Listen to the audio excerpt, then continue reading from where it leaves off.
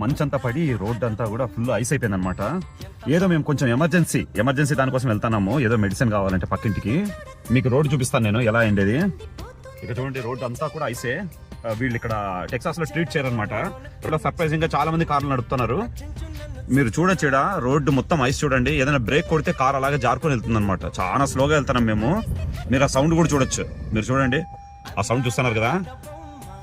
ఇప్పుడే చాలా కొంచెం డేంజర్ ఉంది రోడ్ అంతా కూడా. ఏదైనా ఎమర్జెన్సీ అయితే అంతే, మనము దొరికిపోతాం మనం ఇక్కడ.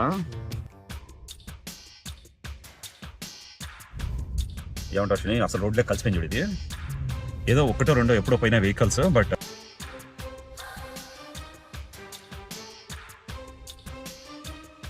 టైంలో కారు ఓవర్టేక్లు కూడా జరిగాయి మాకు ఇక్కడ.